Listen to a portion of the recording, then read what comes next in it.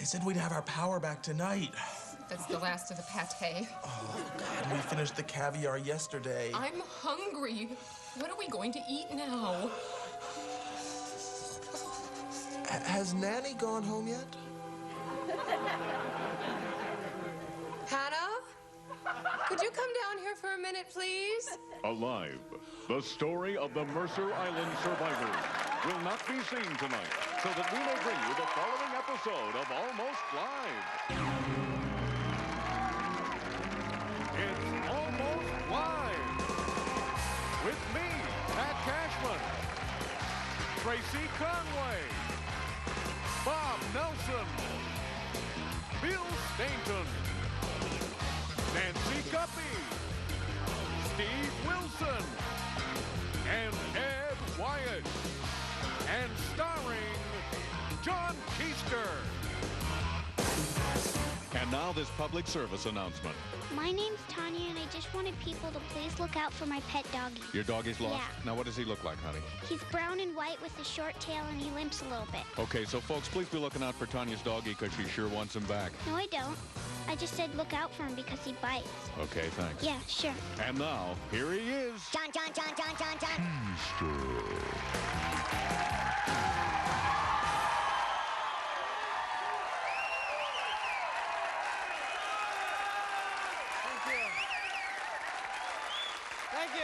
Thank you very much. Thank you.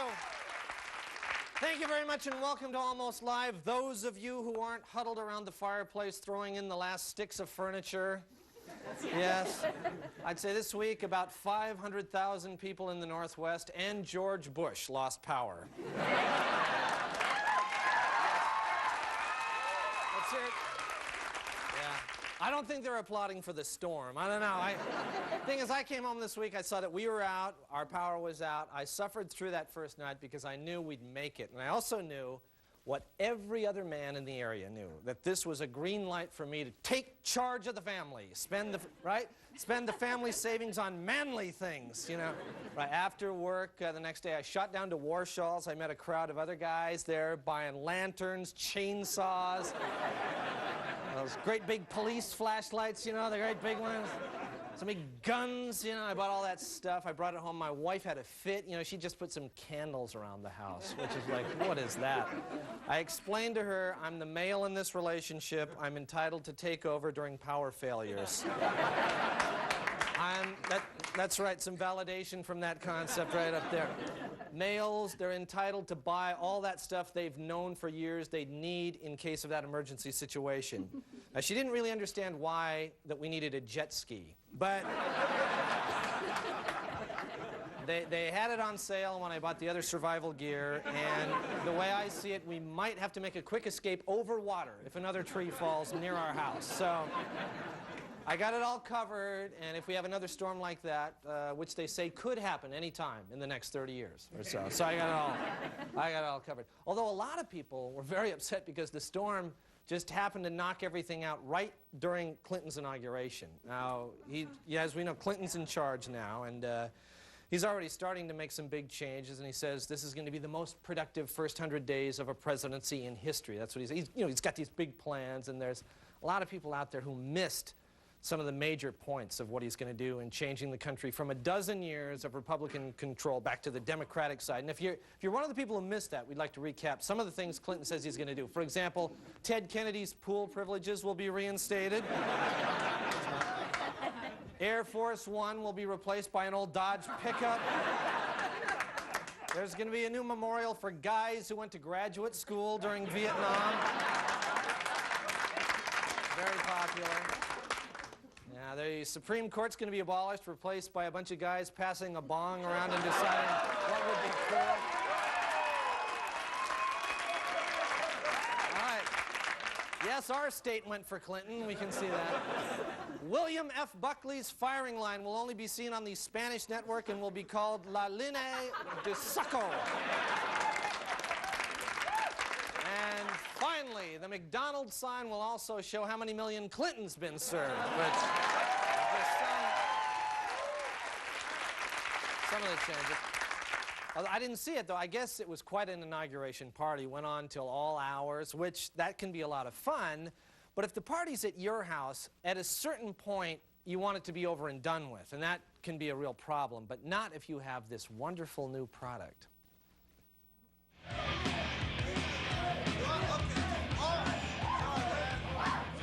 Is the party over, only your guests don't know it? Time for another beer run! Yeah! Then you need to get every party host's best friend.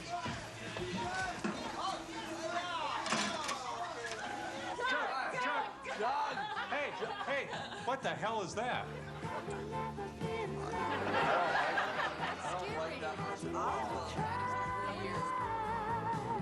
New from K-Hell Records, it's Party Stoppers, the CD collection that will bring any get-together to a crashing halt. Party Stoppers gives you hundreds of songs to choose from, including One bad apple don't spoil the whole bunch, girl.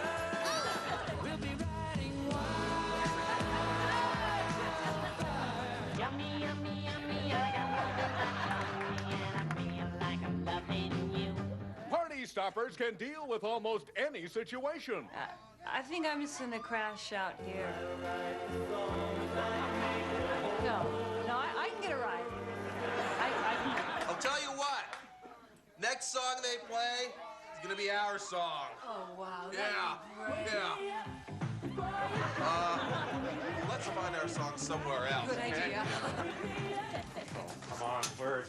How fast do you want them out? Party Stoppers' Slow Safe Exit CD features songs like I Am, I Said. On Mild Panic, you'll hear Torn Between Two Lovers. And our Fire CD contains every song Brad ever recorded.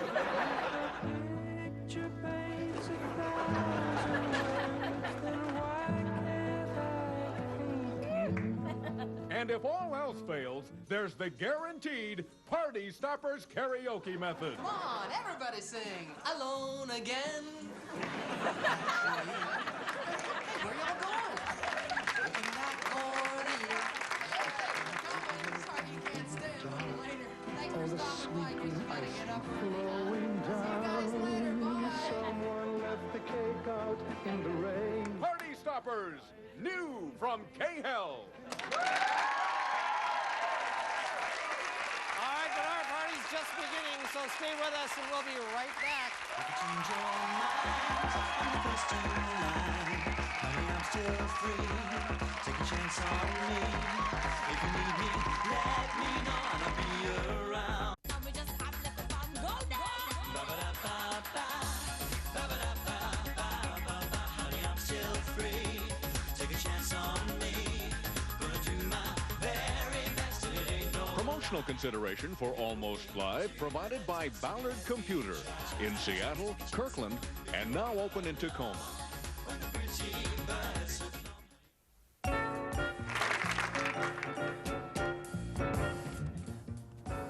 Oh, now that is really elegant. It is pretty, isn't it? Mm-hmm. Why don't I give you some time to think about it? No. I've decided. I'll wear it tonight. You know, I have seen a lot of women try on that dress, and on you it is just sensational.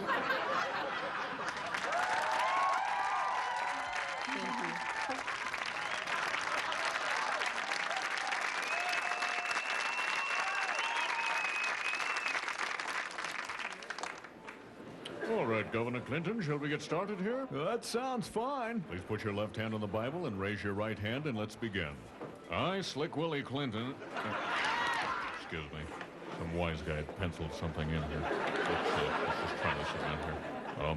I, William Jefferson Clinton, do solemnly swear I, William Jefferson Clinton, do solemnly swear that I don't even know that babe in the fourth row. Don't say that. Somebody's idea of a little joke again. I will faithfully execute I will faithfully execute the idiot stick who designed Hillary's hat. Now that one is pretty good. Come on now, who wrote that?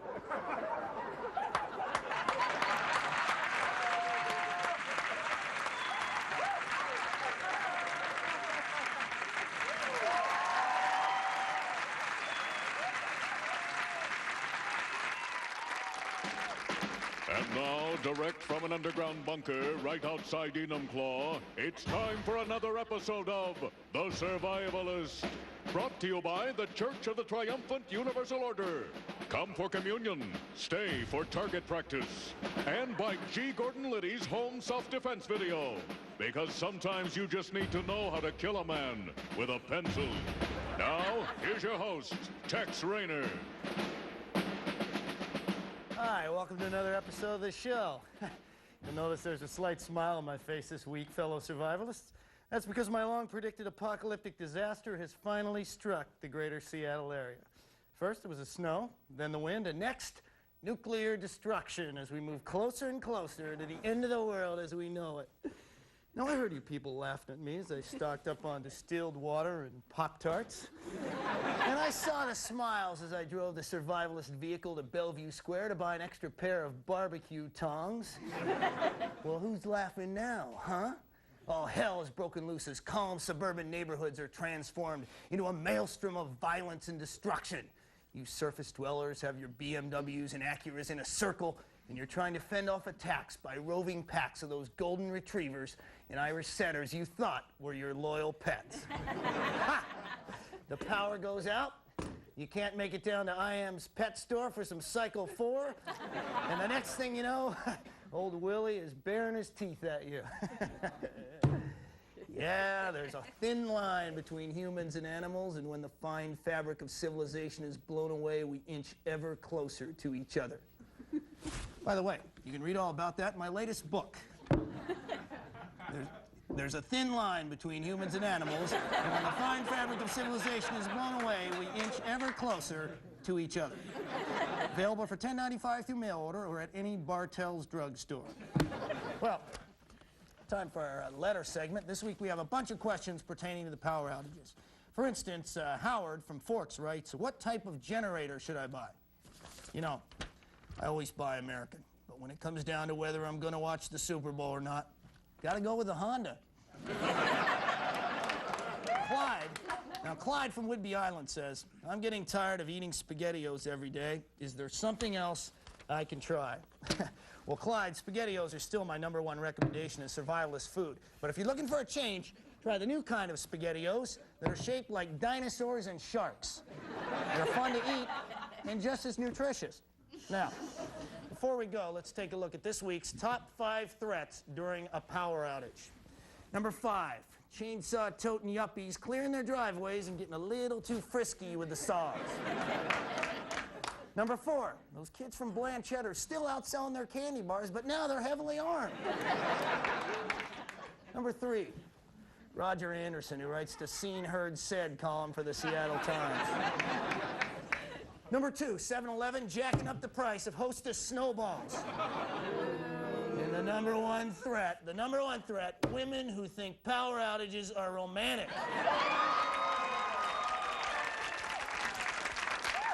You think it's romantic, do you, honey? Well, how romantic do you think it is when all your Jenny Craig meals are melting in the freezer and Jason from next door is standing on the porch with his hands around his AK-47 and his eyes on your stereo system, huh? Well, I got to go out on another recon mission. Got a new pair of infrared night vision glasses. Kind of like that guy at the end of Silence of the Lambs. I mean, the guy was kind of weird and scary, but he was thinking, okay? Until next time, those of you who haven't yet heeded my warnings and taken to the hills better figure it out. And remember, I'm a hell of a lot better weather forecaster than that lame-ass Harry Wappler. See ya!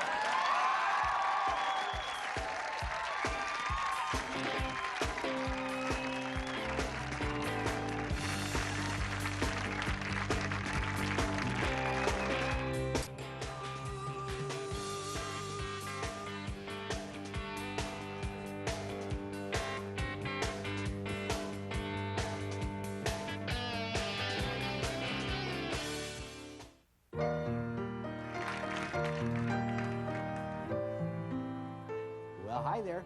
Welcome back. I said welcome back to the Elderly Shopping Network.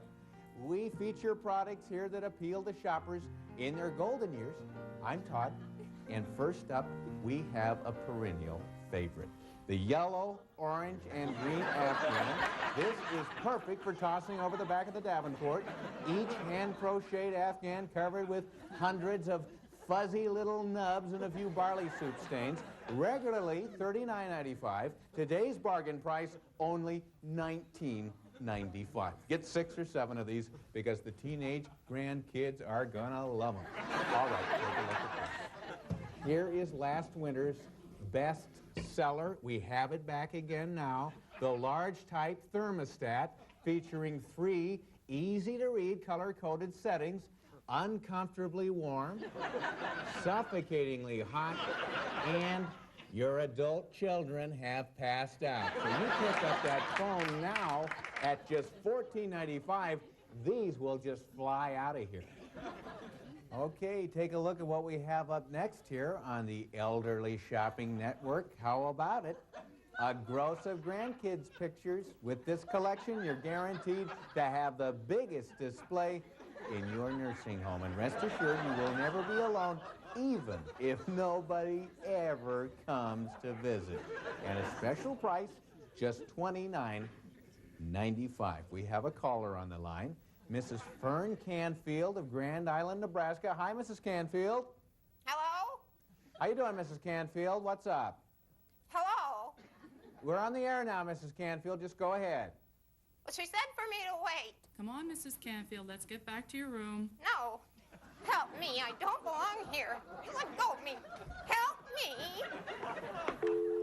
Mrs. Fern Canfield from Grand Island, Nebraska. Okay, let's move along to our next item now. Okay, now here's something that you could easily combine with that Afghan we had a little earlier. A great big stack of Reader's Digest. And believe me, these are great for those long bathroom visits that we often have. You will spend hours slumped in a recliner with the down-home gentle humor of laughter, the best medicine, along with some inspirational stories of triumph over physical deformity. The complete stack is just $1.95. And what home would be complete without our 1001 racist remarks to make at the dinner table? This witty selection will provide hours of sparkling conversation for holiday family gatherings. Specially priced at $19.95.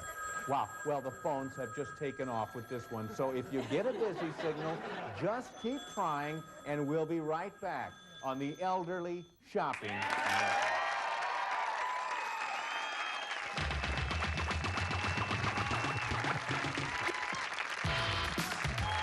Good evening and welcome to the John Report. I'm John. Here's my report. Seahawk owner Ken Behring has promised to go after free agents this year and finally, quote, put our money where our mouth is. However, many free agents said they would not sign until the Seahawks have a quarterback who can, quote, put the football where our hands are. Local farmers want to pass a state law which would allow them to breed ostriches to sell as meat. They're getting a lot of support from McDonald's, which is already developing a recipe for McNeck burgers. Chrissy's Flowers of Seattle was the coordinator of the floral arrangements for the presidential inauguration this week. Also, several local pharmacies donated the medication to help Fleetwood Mac through their concert. A Snoqualmie company is introducing garlic ice cream. The company says the product is for people who want to be fat and have bad breath. Boeing announced Thursday its plan to give $7 million to Washington State University. When asked why WSU, an emotional Boeing president replied, "We've seen our future, and it's a bunch of drunk farm kids from the Palouse."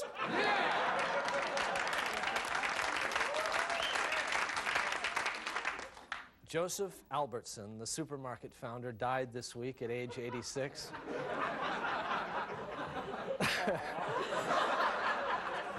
The funeral featured one of Albertson's longtime employees singing, "It's Joe Albertson's funeral, but the meat department is mine."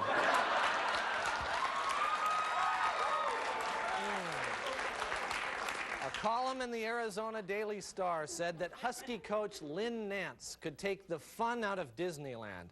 Although Nance disagreed, Disneyland officials said that after a Nance visit in 1990, Mickey Mouse left in tears and Goofy had a panic attack. A Vashon Island photographer arrested in Peru ate his videotape because he thought it would be used as evidence against him. He said he ate the tape in small pieces and that it tasted sort of like chicken. Finally, when reporters asked Dan Quayle if he had any last words, he replied simply, goodbye. G-O-O-D-B-I. This has been the John Report. Thank you. We'll be right back.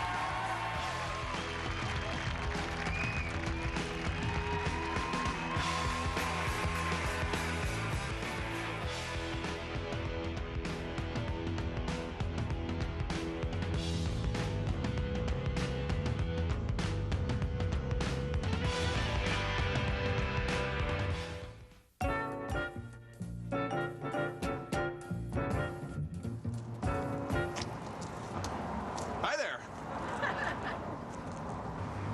Hi.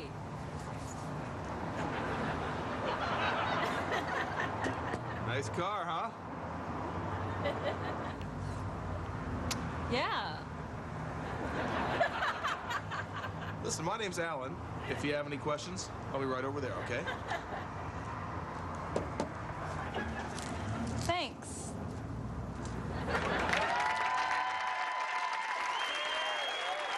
Stay warm. We'll see you next week. Bye-bye.